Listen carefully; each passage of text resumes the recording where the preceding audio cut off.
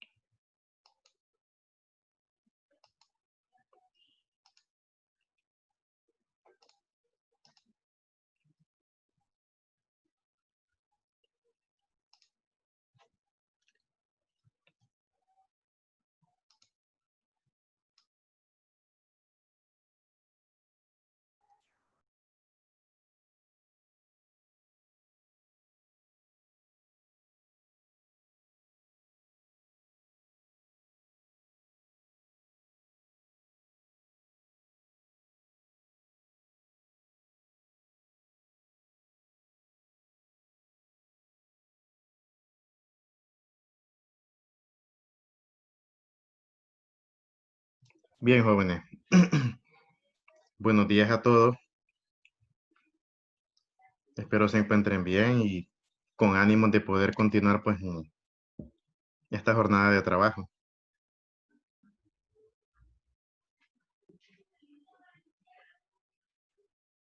Lo veo bien animado, Macías. Es que sí, verdad, me acabo de enviar un mensaje. Por eso le digo, lo veo bien animado. Hoy se levantó súper positivo, ¿verdad? Bien, voy a pasar lista. Con ustedes ya prácticamente tenemos ya discutida la rúbrica, ¿verdad? Con octavo A, déjenme ver el horario. Sí, ya la discutimos ya. Muy bien. Era por si cualquier cosa no se había... Sí, ya es cierto, ya avanzamos con ello. Bueno, vamos a continuar con la temática. Recuerden que habíamos estado analizando los símbolos. Todavía estamos inmersos en lo que es este contenido y pues realmente que nos falta poco para poder pues completarlo y pasar al siguiente. Esperemos que tal vez avancemos rápido en eso para así poder pues finalizarlo y avanzar con lo que nos hace falta. Bien, nos habíamos quedado, habíamos analizado cuáles eran los aspectos que concernientes a lo que son los símbolos de un país, habíamos visto cuáles eran los símbolos mayores, nos habíamos quedado por el escudo. Bueno, el escudo, bueno, en primer lugar forma parte en lo que son los símbolos mayores del país y el escudo se caracteriza porque en él se representan aspectos relacionados con lo que es las características físicas del territorio nacional, más específicamente pues con características geográficas.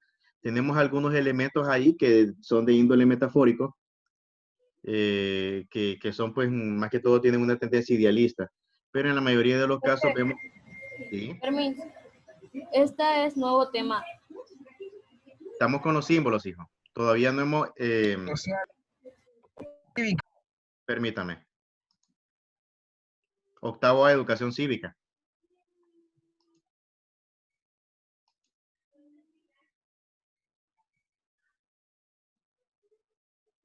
Estamos con educación cívica en octavo A.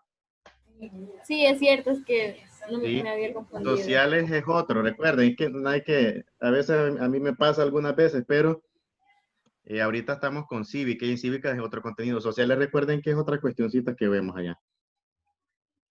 Entonces, estábamos analizando los símbolos mayores, ya estábamos por el escudo. Y pues como les mencionaba, el escudo tiene esa característica, jóvenes. Se caracteriza porque, en primer lugar, engloban aspectos relacionados con lo que es el territorio nacional, nos hace mención de la riqueza mineral que el país tiene y a su vez también nos hace mención de la riqueza geológica, es decir, el hecho de que Honduras es un país montañoso. Hace referencia a lo que es, por ejemplo, la cobertura forestal del país.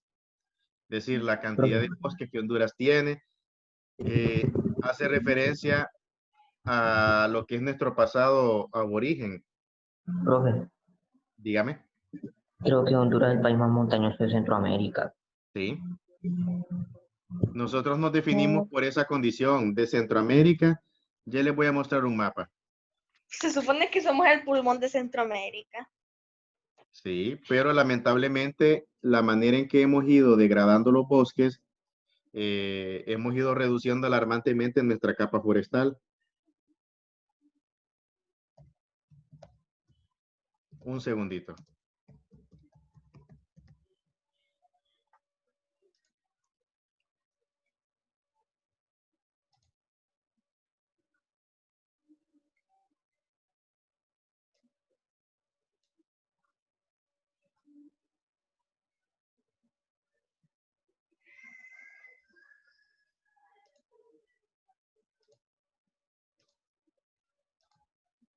Aquí tengo un mapa geológico de Honduras.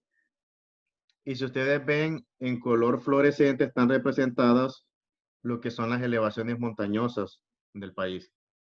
Y si ustedes notan en comparación con el resto de los países, Honduras tiene mayor cantidad de lo que son elevaciones montañosas. Esa es una característica de lo que es nuestro país. Ahora, vamos a ver si encontramos uno de Centroamérica para que lo puedan ver más, con más amplitud. Observen bien. Vean prácticamente todo aquí al lado derecho. Prácticamente todo lo que es casi todo el territorio nacional es de carácter montañoso, a excepción, por ejemplo, de una parte de Gracias a Dios y lo que son parte de los litorales en la costa atlántica y en el caso del sur, pues aquí en lo que es la bahía de Fonseca. Pero si ustedes ven, la mayor parte del territorio es montañoso. Esa es una condición natural, pues que realmente, pues que nos da enormes ventajas al país. Ventajas, pues que lamentablemente no las hemos aprovechado del todo o que unos se han aprovechado del todo en perjuicio de la mayoría. Pues bien, entonces nuestro escudo tiene esa tendencia, jóvenes. Ahora, como símbolo nacional fue establecido en 1825. Obviamente que el escudo a lo largo de la historia ha venido atravesando diferentes formas. No es como, o sea, no es que cuando se creó el escudo se creó como el que estamos viendo acá, sino que con el pasar del tiempo, este ha ido cambiando, ha ido pues mejorando o modificando algunas cuestiones en su forma. Aquí tenemos algunos ejemplos, y si ustedes notan, el primer escudo que se usó pues fue el escudo de armas pues de España. Y luego con el pasar del tiempo, cuando se dio el proceso de independencia, por ejemplo, déjenme aumentar un poquito el zoom acá para poder ver bien. Aquí está, ¿ve? El que estoy señalando con el cursor. Recordemos que antes del proceso, cuando se dio el proceso de independencia de Honduras, Honduras se anexó al imperio de Iturbide y después de salirse del imperio de Iturbide mexicano, se pasa a conformar lo que es la Federación Centroamericana. Entonces, obviamente que al ser miembro de la Federación Centroamericana, era un solo escudo el que había por todos los países. Aquí tenemos, este era el escudo que era característico de lo que es pues la Federación Centroamericana. Cuando se desmorona lo que es la federación, pues cada país pues se independiza y pues comienzan a adoptar sus propios patrones en cuestión de símbolos y en cuestión de elementos representativos como naciones. Y aquí pues vemos que la primera forma del escudo viene siendo casi similar, con la única diferencia pues que le hacen falta algunas cosas. Aquí a este le falta la aljaba de flechas, le faltan los árboles, y vemos pues que va cambiando con el pasar del tiempo. Luego, vemos de que a la medida que pasan van tomando diferentes formas, diferentes aspectos. hasta finalizar aquí el actual escudo. El actual escudo de Honduras fue conforme al decreto número 16 del 10 de enero de 1935. Y ahí se establecen los aspectos que lo van a conformar y cada uno de los elementos que lo caracterizan. Entonces, eso ha sido el proceso de desarrollo de nuestro escudo. Un proceso bastante largo, realmente. Ahora, la bandera nacional prácticamente es en esencia la cara de un país. Vemos de que la bandera se utiliza en todos los actos protocolarios y oficiales de una nación y también obviamente pues lo representa ante el mundo. Hablar de una bandera es hablar de lo que es una insignia que de una u otra manera denota aspectos inherentes a lo que es un país.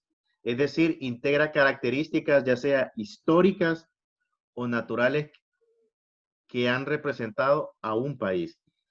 En el caso de Honduras, Honduras se caracteriza porque su bandera integra aspectos naturales, aspectos históricos y porque también integra, por decirlo así, ideales. Cuando hablamos de aspectos naturales, estamos hablando de que la misma se caracteriza porque... Enseña los dos océanos. Exactamente. Esos son los aspectos naturales. Porque Honduras está denotando el hecho de que Honduras tiene costas con los dos océanos, con las dos franjas azules. Cuando hablamos de las 5 estrellas, estamos hablando de aspectos históricos. De los 5 países de la Federación Centroamericana. Exactamente. O sea, es como un intento nostálgico de tratar de rememorar esa gran hazaña que de haber continuado y de haber sido un solo país en Centroamérica, quizás pues fuéramos una potencia o fuéramos una sociedad mejor. Lamentablemente nos dividimos, los intereses, el hecho de que la clase criolla conservadora quería seguir manteniendo sus mismos privilegios. Morazán en su momento pues luchó por eso. Realmente pues que sus ideales unionistas pues fueron una inspiración.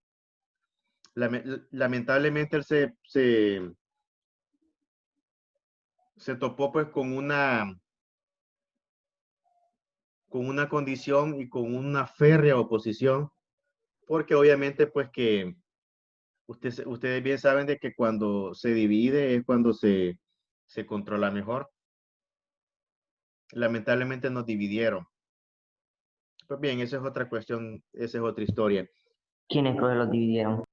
Recordemos que cuando Morazán estaba y cuando estaba al frente de lo que es la Federación Centroamericana, Morazán tenía adversarios.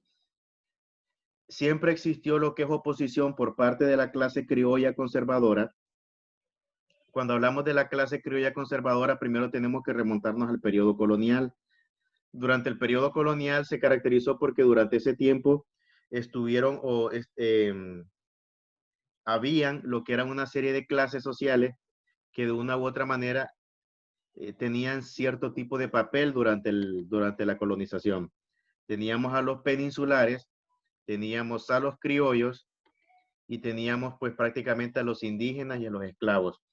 Los peninsulares eran, por decirlo así, los españoles que no habían nacido en América. Los criollos eran los hijos de los españoles que venían de Europa. Y pues los indígenas eran pues los grupos poblacionales que ya pues vivían acá, y los esclavos eran pues los negros que traían, las poblaciones negras que traían de África. Recordemos que en cuanto a lo que es la pirámide social, los peninsulares estaban en la cúspide. Cuando se da el proceso de independencia, obviamente que es motivado en primer lugar por una maniobra de lo que era la clase criolla por tratar de arrebatar el poder a los peninsulares y de esa manera mantener lo que es el control en cada una de las colonias.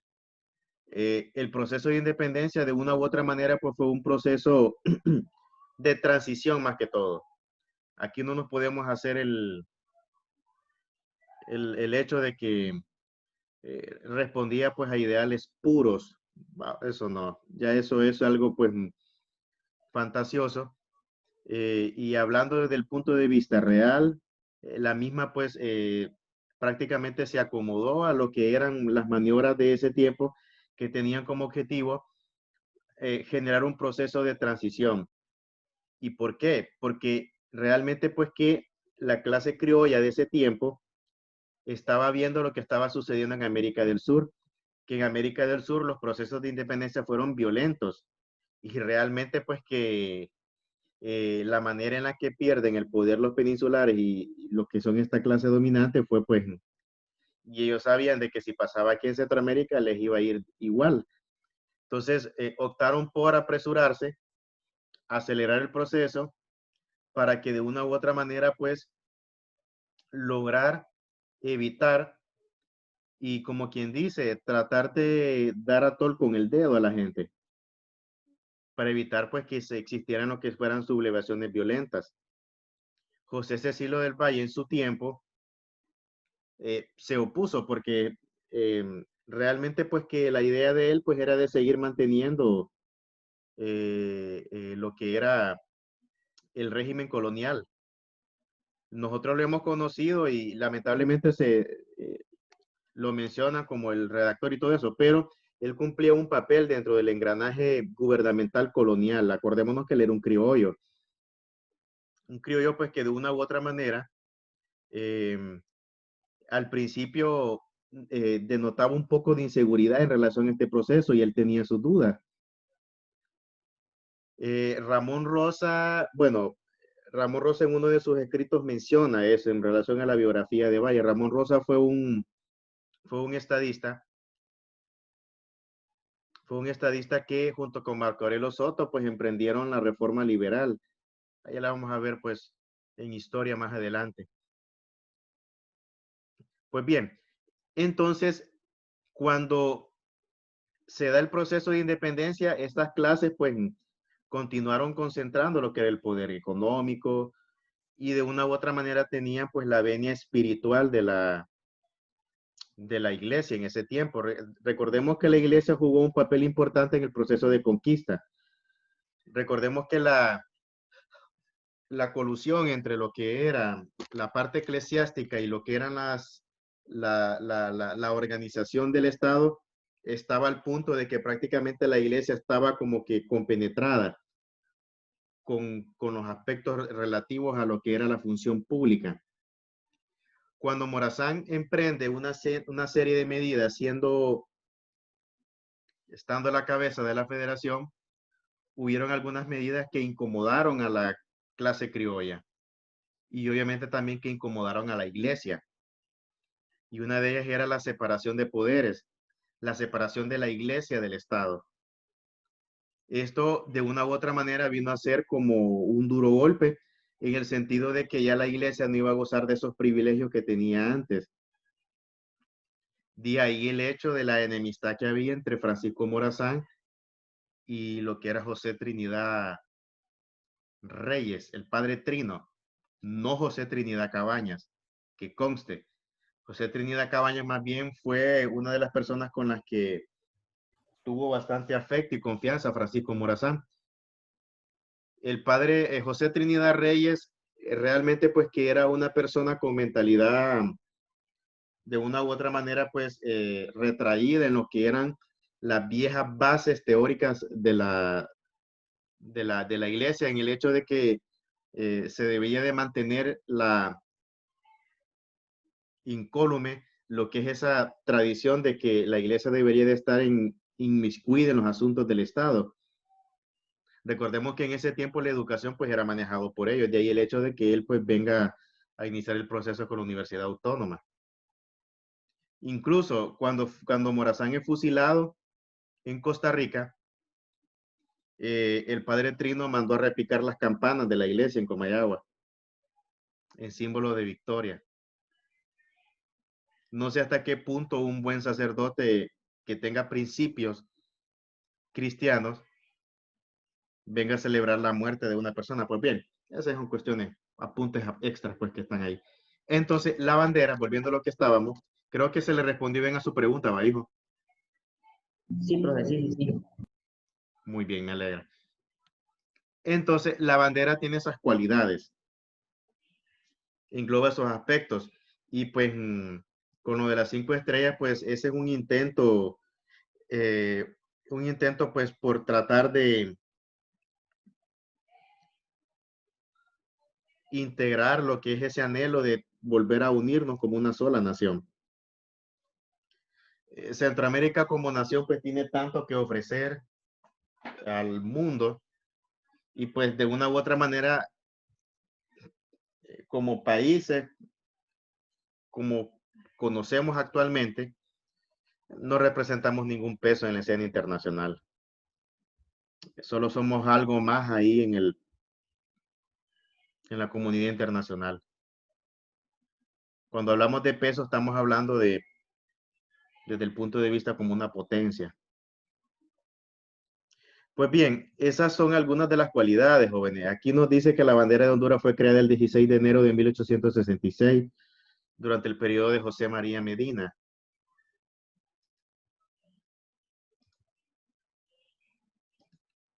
Y pues se basaba en lo que era la bandera de las antiguas Provincias Unidas de Centroamérica, la cual a su vez se basó en la bandera de las Provincias Unidas del Río de la Plata. Por eso hay una similitud en lo que son estas banderas, lo que es la parte argentina y no en el color, pero sí en la definición de lo que son las partes geométricas, quitando lo que son las estrellas, obviamente. De ahí, esto vamos a ver lo que dice más adelante. Bueno, y aquí pues lo que hablábamos, lo que es la franja blanca que nos hacía falta, simboliza lo que es la paz y la serenidad, la integridad, la fe y la obediencia, o sea, aspectos meramente idealistas, pues, de lo que nos define como sociedad, como población. Tenemos los símbolos menores. Los símbolos menores son la flor nacional, el ave nacional, el mamífero nacional y el árbol nacional. Ustedes se preguntarán por qué está el mapa. El mapa no se integra, porque el mapa no está decretado como símbolo nacional bajo ningún decreto. Estos símbolos sí lo tienen, entonces por eso no está integrado. Entonces nos vamos a basar a lo que establece, en primer lugar, la base jurídica del Estado. Nos vemos que tenemos aquí a lo que es la flor nacional. Con la flor nacional, jóvenes, hay una cuestión que debemos de tomar en cuenta. Y es el hecho de que se nos ha dicho, nosotros teníamos la idea de que era la brazabola digdiana, ¿verdad? O sea, a mí, bueno, en la escuela o en los centros enseñaban que era así, pero el nombre científico de la flor nacional de Honduras no es una brazabola, porque se hizo un reestudio, una revalorización, y se determinó según una clasificación taxonómica. Cuando hablamos de taxonomía, estamos hablando de la jerarquización en lo que son los tipos de especies, ya sea de plantas o animales, en este caso de plantas. Y según pues una reclasificación taxonómica, nuestra flor nacional no está dentro del esquema de las brazabolas, sino que el nombre científico es Rhincholaelia digbiana. Entonces, el nombre científico de nuestra flor nacional es Rhincholaelia, no Rhincholaelia digbiana, no es brazabola digbiana. Ya el término brazabola hay que descartarlo, porque ya según la clasificación taxonómica ese es el término que hay. Según los expertos, pues, o sea, lo que son los relacionados en esta materia, con lo que es la biología o la ecología. Entonces, una característica que nos dice acá, que dice que por las noches llena el aire de una fragancia parecida al olor cítrico. Entonces, y la otra cuestión, alguna cuestión es que esta flor nacional, o sea, la nuestra, se caracteriza porque es endémica, o sea, es propia de nuestro entorno natural. antes de la flor nacional, antes de la digbiana, Una rosa. era la rosa, muy bien. Y pues por pedido de lo que era la Secretaría de Educación, se pidió al gobierno de la República y al Congreso que se cambiara, porque la rosa no representaba algo autóctono del país. Entonces, a raíz de eso se cambia y de la rosa se pasa a lo que es pues la Rechincholaelia, Dincholaelia digbiana. A veces se le enreda un poquito el nombre a uno. Entonces, esa es más que todo la cualidad, jóvenes. Ahí entonces, para que tengan bastante pues cuidado pues en el caso de ella a la hora de... Ahora, esta, por ejemplo, se ubica generalmente pues en las zonas altas y pues florece entre los meses de julio y agosto y parte de septiembre. En esos meses es que florece. Generalmente la flor dura una semana. Una semana dura la flor hasta cuando después ya se marchita.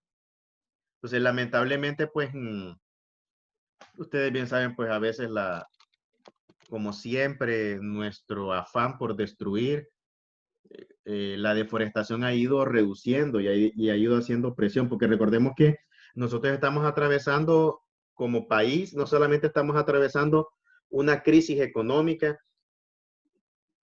o sea, aparte de la crisis económica, aparte de la crisis social, aparte de la crisis política y de ingobernabilidad que estamos pasando ahorita, también estamos experimentando lo que es una crisis ecológica. O sea, estamos a las puertas de lo que es un desastre ecológico por el hecho de que la manera en la que hemos destruido nuestros bosques es espeluznante. O sea, la destrucción de nuestra capa forestal son de miles de hectáreas por día.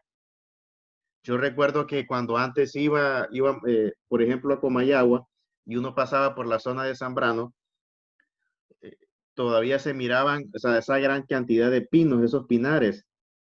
Y hace como algunos meses atrás volví a pasar y cómo se ven los parches.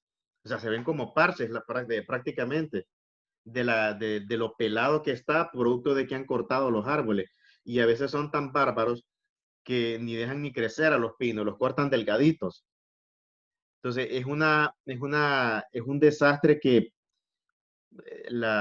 lo entristece a uno porque ese es un patrimonio.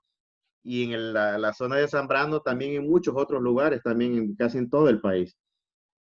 Entonces, los efectos los estamos sintiendo con el cambio climático. En el caso, pues, en el hecho de que existan más sequías. Nos va a pasar la misma la de los mayas. Recordemos que durante el periodo postclásico es cuando se comienza a experimentar el declive de esta gran civilización. Y los mayas cometieron grandes errores. Y el hecho es, en primer lugar, que parte de su declive, aparte de las constantes guerras que habían, también se dio por el hecho de que existió una presión en relación a los recursos naturales. Deforestaron bastantes áreas y también se vino acompañado de un fenómeno natural que pasó, que fueron casi 95 años de sequía. Eso en parte vino a generar que terminara de reventar el colapso de los mayas. O sea, imagínense casi un siglo de sequías. Obviamente que esta gente vivía de la agricultura, pues, y al haber sequías no había alimento. O sea, colapsa lo que es la organización social como está. O sea, se genera anarquía, desorden. Por eso, cuando en una sociedad, por ejemplo, cuando escasean los alimentos, cuando la gente no tiene, automáticamente se comienza a entrar a un proceso de anarquía. Entonces, hay que tenerle bastante cuidado a eso, porque desde el punto de vista de la organización social, ya hemos tenido ejemplos a lo largo de la historia de la humanidad. Y con el caso de los mayas, lamentablemente, pues que parte de su colapso se debió a eso. No tuvieron otra alternativa que emigrar, abandonar las ciudades, que después pues se descubrieron solamente sus ruinas. Ahora, no es que la cultura maya desapareció y todos murieron, no, ellos se dispersaron y ocuparon otras zonas. Lo que pasó fue que sus núcleos poblacionales, sus ciudades-estado, las abandonaron cuando se comienzan a dar esta serie de problemas. Pues bien, volviendo a lo que estábamos, entonces, esa es una realidad que vivimos, jóvenes. Lamentablemente estamos destruyendo nuestro entorno. Y eso a su vez repercute en lo que es la fauna. Aquí tenemos lo que es nuestro próximo símbolo, el ave nacional. Que el ave nacional es la guara roja o la guacamaya. Esta especie de ave es una especie majestuosa. También vuela libremente en lo que es el área de Copán. Por eso los que han ido a Copán, me imagino que han visto, ¿verdad? Cómo ellas andan en todo lo que es el parque arqueológico. Ellas vuelan libremente. El problema es que la cacería furtiva ha generado que esta especie pues ya comience a entrar en el rango de una especie amenazada, próxima a estar en peligro de extinción. Hubo una especie bastante similar que desapareció en Brasil, nada más que eran otro tipo de color. El guacamaya azul. El guacamaya azul, muy bien. Anda